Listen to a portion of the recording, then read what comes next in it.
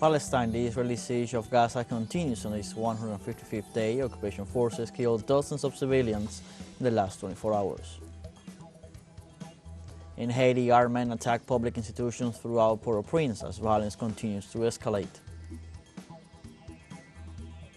In Cuba, Havana hosts the 21st Drum Festival from March 5th to the 10th at its main venues in the Theater America and Galeano Avenue.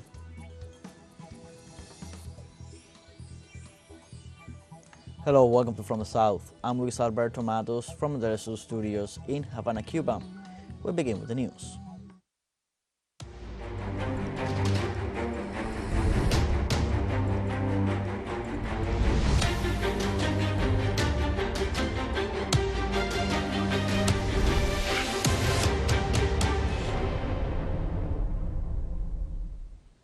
In Palestine, the Israeli siege of Gaza continues on its 155th day. Occupation forces killed or wounded dozens of civilians in the last 24 hours.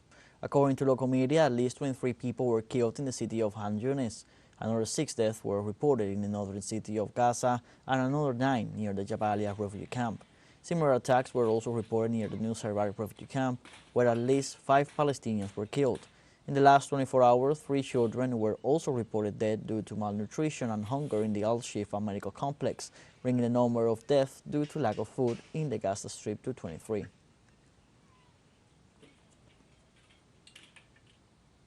In central Gaza, on the Al-Sawaida area and in Nusayrat camp, Palestinians inspect destroyed buildings and pull out bodies from the rubble after Israeli air raids. What happened is that we were sitting in our homes peacefully. All of a sudden, we were struck. That's all. We have nothing to do with the resistance. It was only me, my wife, children, grandchildren, and a relative. All of a sudden, the house went upside down after the house was hit. My brother's wife was in bed and started screaming, and we couldn't even see her due to the smoke and rubble.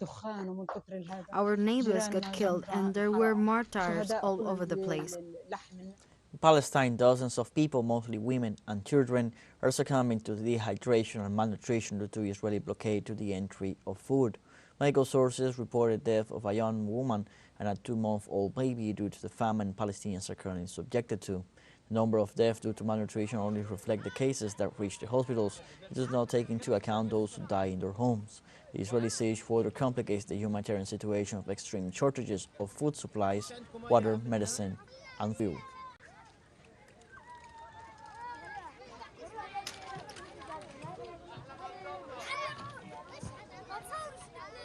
We're on regular days and we can barely get water. So what about the upcoming Ramadan? That's a general problem. In the camp we have sick children who need sugars and proteins. Our children are getting dizzy. I swear for the last 5 months we haven't seen a single egg or meat. The sweet things arrive scarcely. In Palestine, the Israeli occupation forces continue the bombing against the Gaza Strip, leaving various infrastructures destroyed. According to local media, more than 80% of the buildings in Gaza were destroyed or seriously damaged as a consequence of the persistent bombing by the Israeli forces. Occupation forces have targeted hundreds of buildings, homes, hospitals, and schools. The Zionist troops have also attacked mosques and churches, leaving thousands of faithful without a place to perform their prayers just before the beginning of the month of Ramadan.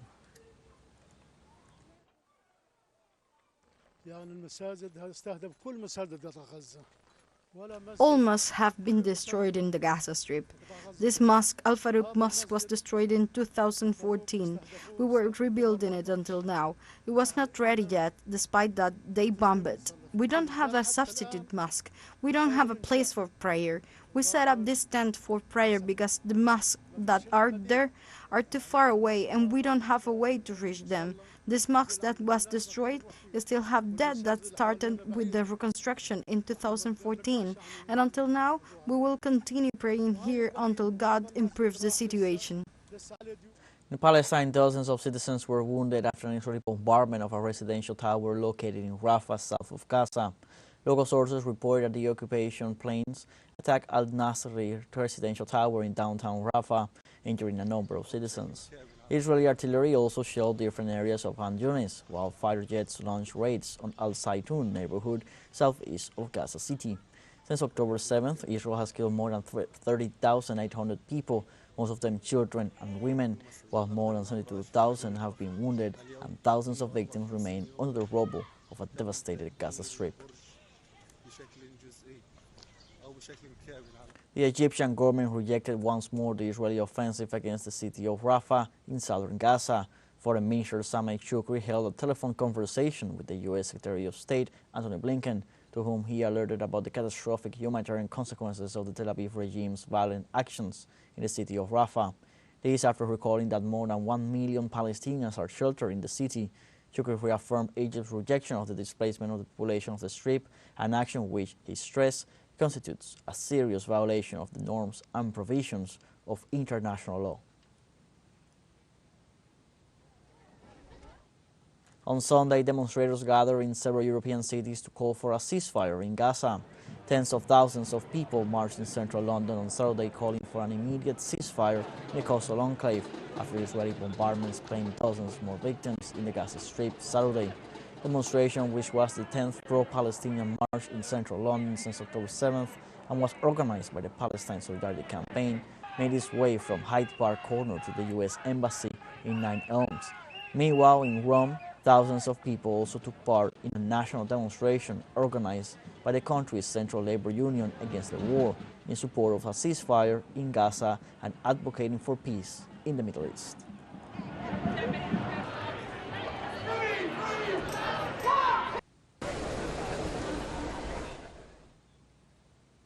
My opinion is that the Italian government is complicit with Israel. It financially supports Israel, provides weapons to Israel, supports us politically, does not vote for a humanitarian ceasefire, and does not denounce Israel at international judicial institutions. So Italy, the Italian government, neither indifferent nor ambiguous, it is complicit. Let's take a short break, but remember you can join us on TikTok at TeleSUR English, where you will find news in different formats, news updates, and much more. Those stories coming up. Stay with us.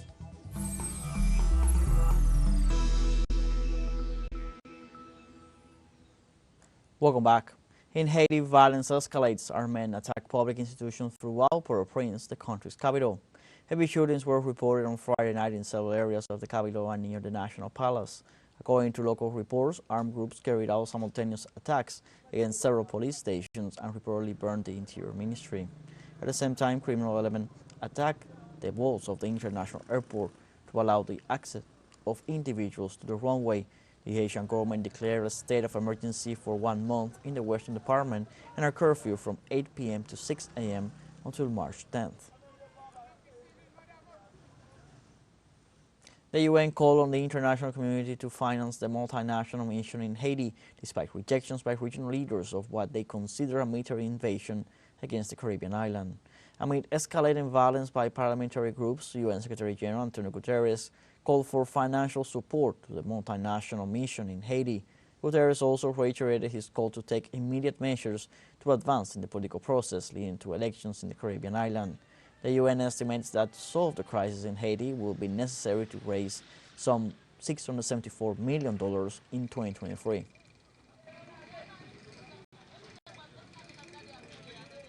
In Costa Rica, the labor force has decreased by 137,251 people with regards to 2023.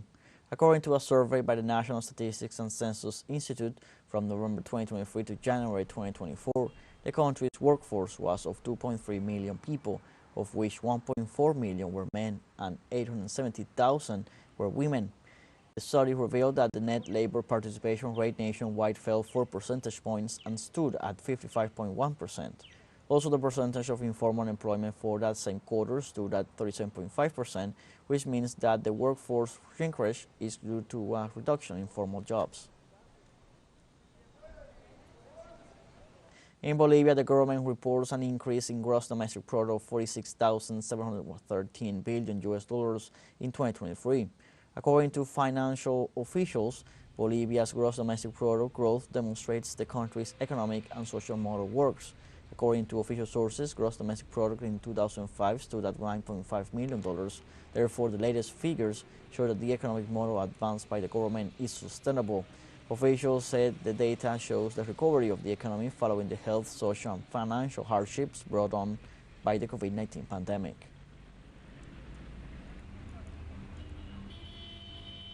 Brazil's Supreme Federal Court sentenced another 15 people involved in the January 8, 2023 coup attempt against all three branches of government. The Supreme Court issued verdicts on each defendant individually, with sentences ranging from 3 to 17 years in prison. They were convicted for overriding democratic rule of law, qualified damage, attempted coup d'etat, deterioration of declared patrimony, and criminal association. To this date, with this latest ruling, so far, 131 people have been sentenced on the January 8th case.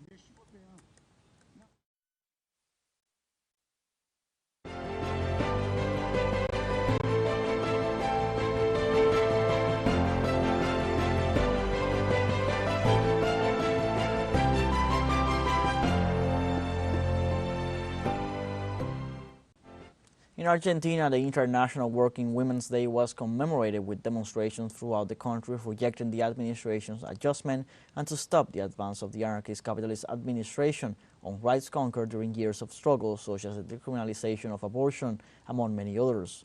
More details in the following report. One of the main activities took place in front of the National Congress, where hundreds of women from different political positions gathered, sharing the same demands. Before, we felt little by little we were making progress, and once again we went backwards. And not only backwards, but downwards. They're trying to sink us, and luckily we can all join forces and be here today. When we were on the train, many girls were asking us if we were going to come here. Many could not come because they had to work. And they were not given the day, not only because they were women. It is one day. What can they do for not going one day? Retirees, mothers, students and workers demanded the right to a dignified life. This March 8th, with a lot of poverty, with a lot of misery, Millet is starving us to death. The soup kitchens, the food is not delivered. Women go out to work day by day. We don't really have anything in our houses. To see our fridge empty is shocking. To see our children go to school without anything. To see the rent, how people are living on the streets. So this March 8th is very sad. Millet's administration adjustment impacts all aspects of women's lives. We are very aware of the feminist movement at the international level, that this is an advance of the right wing, not only in Argentina, but in many of our countries. And the popular movements, the feminist movement, the popular feminism, as it has always been, will always be at the forefront of the struggle. There was a unanimous rejection of the national government's decision to change the name of the Women's Hall to the Hall of Heroes in the Casa Rosada. It is an outright provocation to continue encouraging hatred and division and disrespect for the struggle that we have been building for years and the rights won by the women. The massive demonstrations condemned the emergency decree and the attempt to overturn the law on the voluntary interruption of pregnancy. Carolina Silvestre, TeleSUR, Buenos Aires.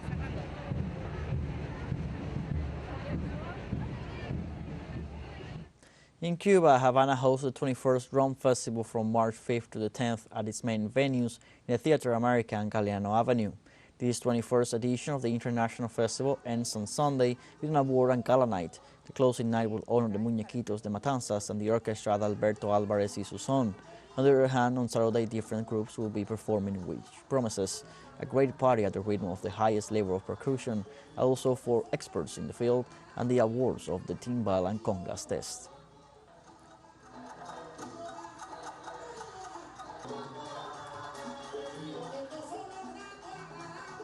We have a final short break coming up, but before we invite you to join our WhatsApp community for our English-speaking audience. You can scan the QR code on screen to join directly, and share the link to reach more people. Constant news coverage of Latin America and the Caribbean as well as the rest of the world. Stay connected and informed with TeleSUR. Found your break, don't go away.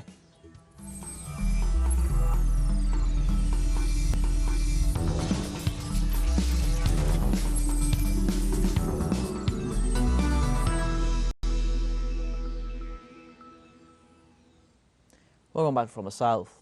The United Nations Children's Fund warned about the risk of a famine in Sudan as a result of the ongoing armed conflict. The UN agency said out of the 3.7 million Sudanese children in need of nutritional support, 75% live in areas that are difficult to access, which prevents the arrival of humanitarian assistance. According to UNICEF, more than 50% of children suffering from severe acute malnutrition are in the epicenter of hostilities. Data suggests that deteriorating living conditions have led to outbreaks of diseases such as diarrhea and cholera, which mainly affect children. Since April 2023, Sudan has been plunged into an internal war between the head of the army and the leader of the paramilitary rapid support forces. In this context, the United Nations Security Council called Friday for a ceasefire in Sudan to coincide with the Muslim holy month of Ramadan as conditions in the country continue to deteriorate. 14 countries backed the resolution proposed by Britain, with only Russia abstaining on the vote that called on all parties to the conflict to seek a sustainable resolution to the conflict through dialogue. Fighting has been raging in Sudan since April 15, 2023, pitting the army of General Abdel Fattah al-Burhan against the paramilitary rapid support forces of General Mohammed Hamdan Daglo, the former number 2 in the military establishment. It has left thousands dead and millions displaced.